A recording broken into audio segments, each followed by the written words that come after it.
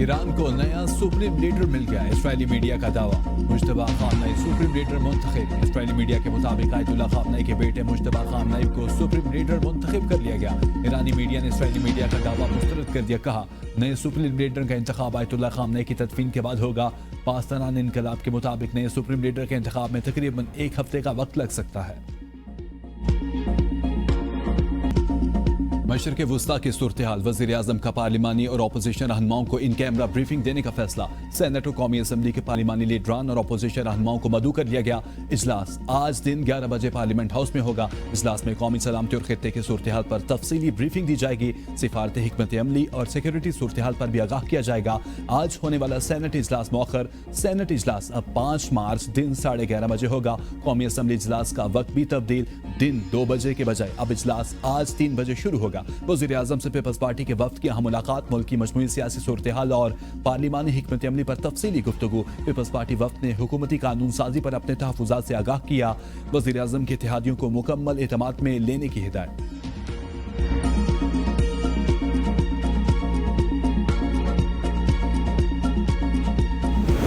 Opposition leader बनने के बाद हुकूमत का महमूद अचकजई से पहला राब्ता। राना सनाउल्लाह और तारिक फजल चौधरी के अपोजिशन लीडर महमूद अचकजई और बैरिस्टर गौहर से मुलाकात।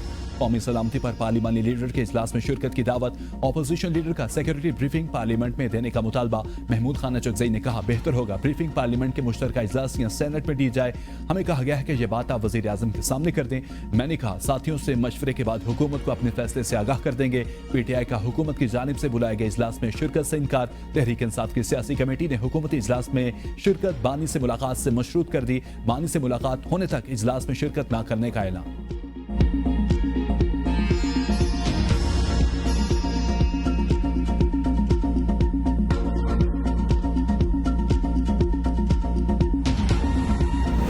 अमेरिकी सदर ट्रंप का अड्डे न देने पर स्पेन से तमाम तिजारत खत्म करने का ऐलान। जर्मन चांसलर ने मुलाकात के बाद मीडिया से गुफ्तगू में कहा, बरतानिया से भी खुश नहीं हूं, ईरान में सब खत्म हो गया। ईरान के पास मिसाइल दागे वाले लॉन्चर तेजी से खत्म हो रहे हैं। ईरान में बहुत से लोग इस्तिस्ना मांग रहे हैं। जो लोग इक्तदार संभालना चाहते हैं उनमें से कुछ बहुत अच्छे हैं। हमलों की तीसरी लहर शुरू होने वाली है। अमेरिका के पास हथियारों का लामहदूद जखीरा मौजूद है। अमेरिका के असलहा ज़खायर जितने आज बेहतर हैं, इतने पहले कभी नहीं रहे। अमेरिकी असलहा साज कंपनीज को हथियारों की तैयारी के इमरजेंसी ऑर्डर दिए जा चुके हैं। मुज़ाकरात जिस तरह जारी थे, मुझे महसूस हुआ कि ईरान पहले हमला करेगा। ईरान बात करना चाहता है, लेकिन अब बहुत देर हो चुकी है। तेल की कीमतें कुछ वक्त के लिए बढ़ेंगी, फिर गिर जाएंगी।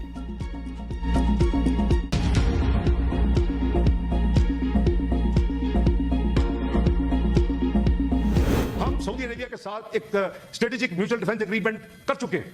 सारी दुनिया को उसका पता है, sovereign agreement, we are bound by that. मैंने उसको मद्देनजर रखते हुए सऊदी अरेबिया से फौरी सेंसिटाइज किया अपने भाइयों को जो लीडरशिप में है ईरान में, कि please keep that in mind. उन्होंने कुछ एश्योरेंसेस मांगी, मुझे कहा कि इनको कहे कि इनका सॉइल पे यूज नहीं होना चाहिए। मैंने एश्योरेंस लेके दी। सऊदी अरब के साथ पाकिस्तान का दिफाई मुआहिदा है। ईरानी वजीर खारजा से कहा, एहतियात की जाए। नए वजीर आजम इसहाक डार की सेनेट में गुफ्तगू बोले। ईरान से कहा है, पाक सऊदी दिफाई मुआहिदा मद्देनजर रखा जाए। सबने देखा, सबसे कम रिएक्शन सऊदी अरब और ओमान के खिलाफ हुआ। नए वजीर आजम ने मौक़िफ़ समझने पर ईरानी क़यादत से इज़हार तशक्कुर किया। कहा, मुज़ाकरात में मुस्बत पेशरफ्त के बावजूद ईरान पर हमला किया गया। हम ईरान और अमेरिका के दरमियान सालसी के लिए तैयार थे। हमने हर फोरम पर तेहरान के हक में आवाज बुलंद की। बैकग्राउंड जो कुछ कर सकते थे वो करते रहे। फील्ड मार्शल ने भी अपनी सतह पर बहुत कोशिशें की। राब्ते अब भी जारी हैं। हम किसी तसादुम के हक में नहीं। पाकिस्तान दिलो जान से ईरान के साथ है। मुल्क के अंदर मामले को गलत रंग देना ठीक नहीं। आयतुल्ला खामनई का कत्ल आलमी कवानीन की खिलाफ वर्जी। वजीर आजम ने हुकूमत और अवाम की जानिब से ईरान से ताज़ियत की।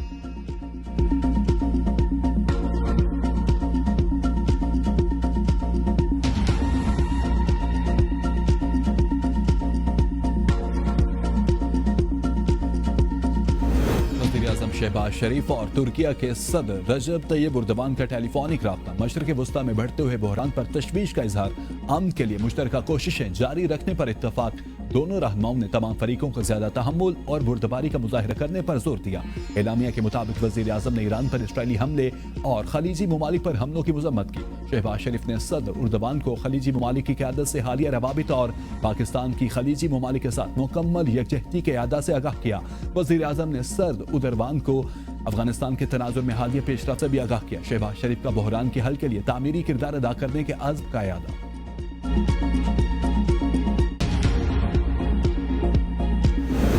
इसराइली फौज का तेहरान में सदारती ऑफिस कुम में सुप्रीम लीडर का इंतखाब करने वाली मजलिस खबरगान की इमारत और नेशनल सिक्योरिटी काउंसिल की इमारत को निशाना बनाने का दावा। काउंसिल की इमारत पर 100 तैयारों से हमला किया गया। ईरान में शोहदा की तादाद 787 हो गई। ईरान के आर्जी वजीर दिफा मजीद बिन अल-रजा और पासरान इनकलाब के 5 अहलकार भी शामिल। ईरान के सुप्रीम लीडर शहीद आयतुल्लाह खामनेई के साहिबजादे मुज्तबा खामनेई के जिंदा होने की तस्दीक। ईरानी खबर रसाई इदारे महर न्यूज एजेंसी के मुताबिक मुज्तबा खामनेई मुकम्मल तौर पर सेहतमंद है और मुल्क की अहम अमूर का जायजा ले रहे हैं। इसराइली फौज के मुताबिक लीडरशिप कॉम्प्लेक्स पर 250 बम गिराए गए। पिछले 30 घंटों के दौरान ईरान पर 2000 बम गिराए हैं। ईरानी हिलाल अहमर के मुताबिक हमलों में 153 ईरानी शहरियों को निशाना बनाया गया। 500 से जायद मकामात पर 1000 से जायद हमले हुए। आलमी जोहरी तवानाई एजेंसी IAEA की ईरान के नितंस फ्यूल अफसूदगी प्लांट की दाखिली इमारतों को महदूद नुकसान पहुंचाने की तस्दीक। ताबकारी के लिए कोई शवाहिद नहीं मिले। ईरान ने पाकिस्तान समेत मुल्क का तमाम ममालिक की सरहदें बंद कर दी।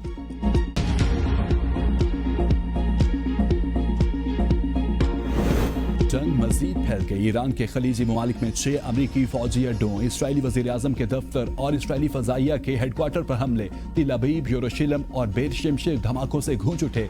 ईरान ने बहरीन, अराक, अमारात और कुवैत में अमरीकी फौजी अड्डों को निशाना बनाया। ईरान का अमरीका के कतर में नस्ब $1 अरब से ज्यादा मालियत के जदीद रिडार निजाम को निशाना बनाने का दावा। कतरी जराई इब्लाग के रिडार को शदीद नुकसान पहुंचने की तस्दीक। ईरानी पासरान इनकलाब का दुबई में अमरीकी फौजी इज्तिमा पर हमले में 40 फौजी हलाक और 70 को जख्मी करने का दावा। ईरान का कुवैत में कैंप अरफजान में अमरीकी बेस पर एक और हमला। कुवैती वजारत दिफा का कहना है कि अब तक ईरान ने 178 बैलिस्टिक मिसाइल हमले किए। फौजियों समेत 27 अफराद जख्मी हुए। कतर के दारुल हुकूमत दोहा में भी धमाके। सऊदी दारुल हुकूमत रियाद में अमरीकी सिफारतखाने पर ड्रोन हमले में इमारत को जुज़वी नुकसान पहुंचा। सऊदी अरब और कुवैत में तमाम अमरीकी कॉन्सुलर सर्विसेज मुअत्तल, कोई जानी नुकसान नहीं हुआ।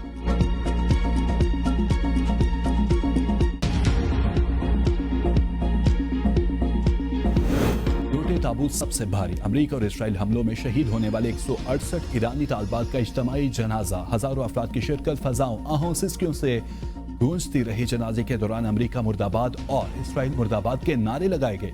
ईरानी शहर मीनाप में वाक़ स्कूल में हमला किया गया था। तहम अमेरिका और इसराइल दोनों ही अब तक स्कूल पर हमले से इनकारी हैं। ईरानी वज़ीर ख़ारजा ने तालिबात की कब्रों की तस्वीर शेयर कर दी। कहा, ये वो रेस्क्यू है जिसका ट्रंप ने ईरानी आवाम से वादा किया था।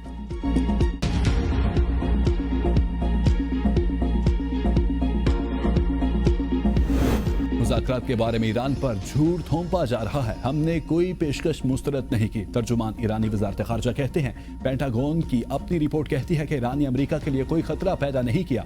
मार्को रूबियो कहते हैं कि उन्होंने इसराइल की जानिब से मुदाखलत का फैसला किया, जबकि सदर ट्रंप कहते हैं कि ईरान फौरी खतरा था। कौन सा फौरी खतरा? क्या ईरान ने अमेरिका के साहिलों पर फौज भेजी? क्या हमने व्हाइट हाउस पर मिसाइल दागे? क्या यह ईरान की गलती है कि वो खित्ते में मौजूद सैकड़ों अमरीकी फौजी अड्डों से घिरा हुआ है? वज़ीर ख़ारजा अब्बास अरग़ची ने कहा कि ईरान कभी सरेंडर नहीं करेगा। अमेरिका ने मुज़ाकरात के दरमियान ईरान पर हमला करके सिफारतकारी को धोखा दिया। ईरानी सदर मसूद पिज़ेशकियान ने कहा, हम हालत जंग में है लेकिन मुल्की निज़ाम रुका नहीं है। ईरान में हुकूमती सरगर्मियां जारी हैं। दुबई गवर्नर से बराह रास्त राब्ते में है।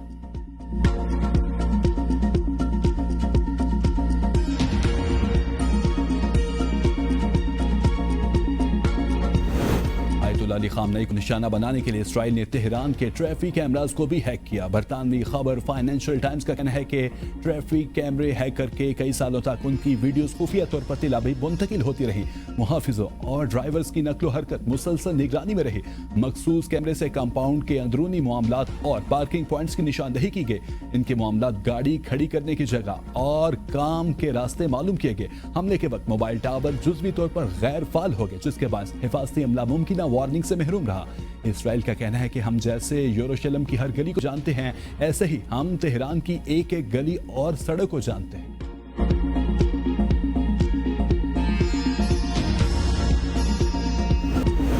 आलमी इस्लाम को बाहमी इत्तेहाद की जरूरत। उम्मत मुस्लिमा बाहम दस्तो गिरेबा होने की बजाय सेहूनियत का मुकाबला करे। मौलाना फजलुर रहमान के ईरानी सफीर से गुफ्तगू। कहा, ईरान सिर्फ अपना नहीं फलस्तीन का भी दिफा कर रहा है। इंसानी कातिल और मुजरिम की सरबराही में क़याम अमन की कोशिशें अमन के नाम पर धब्बा हैं। हमारे हुक्मरानों की ट्रंप जैसे कातिल से अमन की उम्मीद रखना सवालिया निशान है। ईरानी supreme leader Ayatollah Ali Khamenei की शहादत पर दुख और अफसोस का इजहार। ईरानी सफीर रजा अमीर मुकद्दम ने कहा कि पाक ईरान ताल्लुकात पर मौलाना फजलुर रहमान और JUI के किरदार को सराहते हैं। फतह आलम इस्लाम की होगी। आपकी आमद हमारे लिए इत्मीनान का बायस है।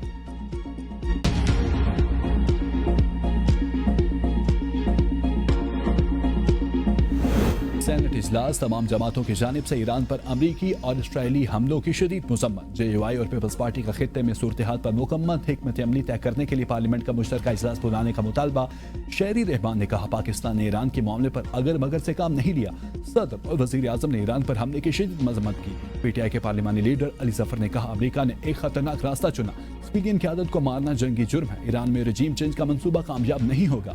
JUI के मौलाना अताउर रहमान ने कहा, मौजूदा हालात में फैसला के लिए पार्लियामेंट का मुश्तरका इजलास बुलाया जाए। पीपल्स पार्टी के सेनेटर बिलाल मंदोखेल ने भी JUI के मुतालबे की तायद की। हुकूमती सेनेटर अफनानुल्लाह खान ने कहा, इसराइली इस्लामी ममालिक को लड़ाना और पूरी दुनिया को आग लगाना चाहता है।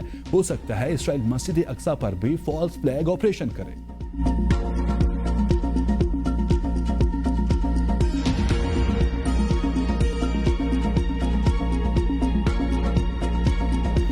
ऑपरेशन गजब लिल हक भरपूर अंदाज में जारी। 464 अफगान एहलकार हलाक, 665 से ज्यादा जख्मी।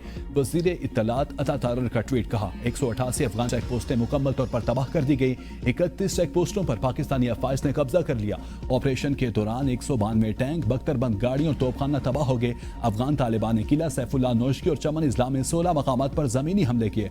25 मकामात पर फायरिंग की। तमाम हमलों को पसवा कर दिया गया। अफगान तालिबान के 27 कारिंदे हलाक, मुतादिद जख्मी हुए। FC बलोचिस्तान नॉर्थ का एक जवान शहीद जबकि 5 जवान जख्मी हुए। खैबर पख्तूनख्वा में एक मकाम पर जमीनी हमला, 12 मकामात पर फायरिंग की गई जिन्हें बगैर किसी जानी नुकसान के नाकाम बना दिया गया। खैबर पख्तूनख्वा में अफगान तालिबान के 40 कारिंदे हलाक हुए। सिक्योरिटी जराये के मुताबिक पाक फजाइया की कार्रवाई में जलालाबाद में इम्यूनेशन डिपो और ड्रोन स्टोरेज तबाह कर दिया गया।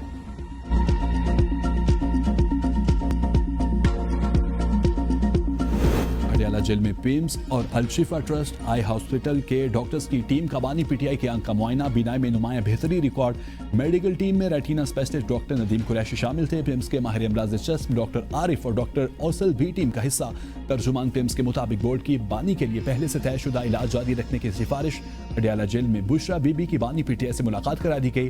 जेल मैनुअल के तहत कराई गई कॉन्फ्रेंस रूम में कराई गई मुलाकात 40 मिनट तक जारी रही।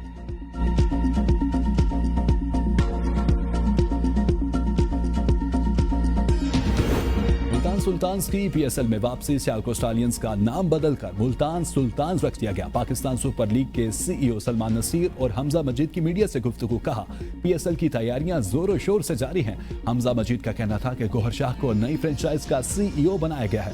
गौहर शाह के साथ स्ट्रेटेजिक पार्टनरशिप है।